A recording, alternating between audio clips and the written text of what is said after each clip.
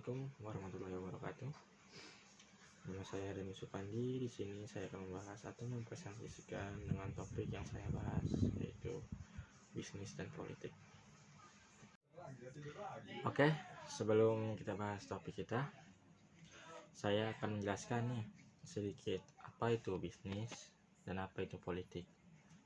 Kalau bisnis ya kegiatan memperjualbelikan barang atau jasa dengan tujuan memperoleh laba, dan sedangkan kalau politik merupakan kegiatan yang diarahkan untuk mendapatkan dan mempertahankan kekuasaan di masyarakat. Mari kita bahas topik kita, yaitu bisnis dan politik. Apa sih itu bisnis dan politik? Mau juga nih yang nanya, bisnis dan politik itu mempengaruhi kedaulatan negara gak sih? Pertanyaan-pertanyaan ini menjadi permasalahan mendasar. Secara kita garis besarkan, politik dan bisnis adalah satu kesatuan yang saling terikat dan kokoh ya. Ada juga pola keterikatannya satu sama lain yang dari kegiatan atau aktivitasnya yang tidak bisa dipisahkan. Bisnis dan politik juga tidak jauh dari pelaku ini. Pelaku bisnis yang udah sukses dan mapan itu malah menjadi figur-figur politik yang besar. Contoh pelaku yang sudah sukses dan menjadi figur politik yang besar, contohnya yaitu Surya Paloh, sudah mapan dan sudah mempunyai jet, tetapi dia menjadi ikon politik dan menjadi ketua umum Partai Nasdem. Pasti teman-teman bertanya nih, kenapa ya Surya Paloh harinya ke politik, padahal dia uangnya banyak, udah mapan juga. Menurut saya ya semua kan sadar bahwa iklim perekonomian di daerah atau negara yang ia tempati apabila dikontrol atau dimanage oleh pelaku bisnis itu bisa membawa keuntungan pribadi bisnis mereka gitu teman-teman. Kalau kita bicara tentang bisnis dan politik, ada 3 hal nih yang paling mendasar.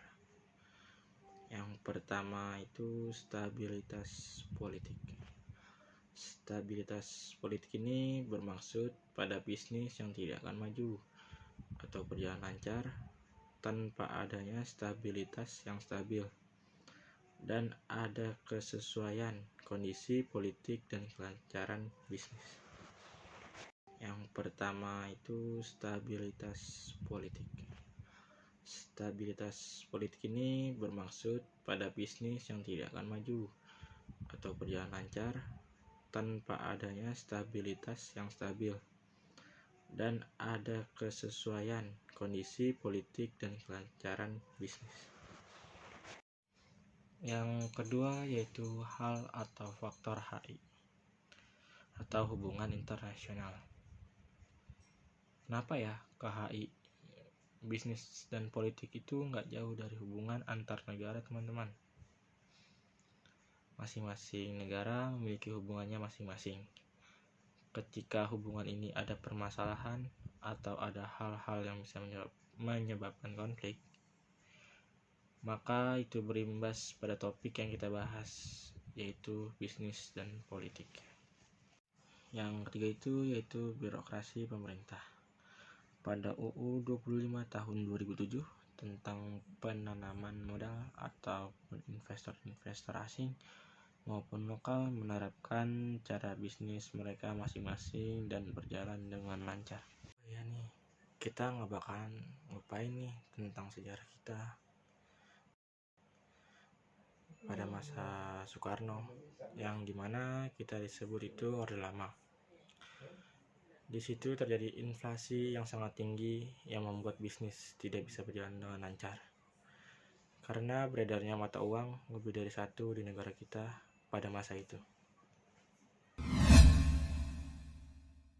Kalau udah ngebahas Soekarno nggak lengkap dong kalau kita ngebahas orde barunya, yaitu pada masa Soeharto. Di sini terjadi perbedaan yang sangat signifikan pada itu. Soeharto membawa sistem otoritarianisme yaitu menghilangkannya nilai-nilai demokrasi dan menghancurkan semangat-semangat demokrasi, bisnis, dan ekonomi yang dibangun di awal itu tidak memiliki impact yang lebih baik. Udah membahas Soekarno, udah membahas Soeharto, sekarang kita membahas Jokowi.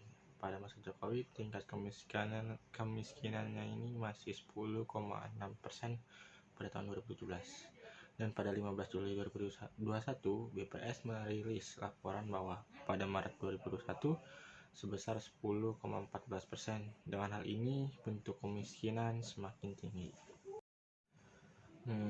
Dan di sini kita harus garis bawahi bahwa beberapa bulan ke depan akan ada pemilu, dan kemudian kita akan memilih ini salah satu calon atau figur yang bisa membawa Indonesia ke arah yang lebih baik terhadap perekonomian, bisnis, dan politik di Indonesia.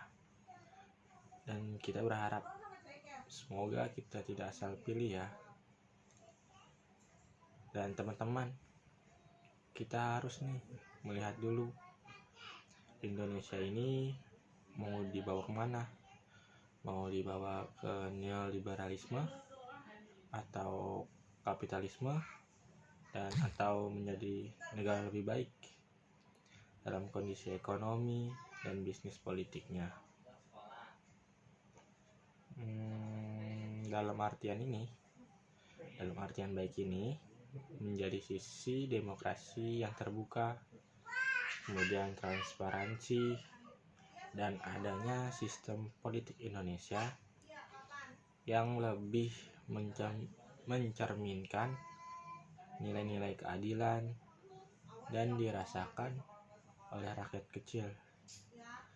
Dan semoga itu sifat-sifat itu ada di kita ya. Oke guys, sekian penjelasan singkat dari saya. Jangan lupa like dan subscribe ya. Wassalamualaikum warahmatullahi wabarakatuh.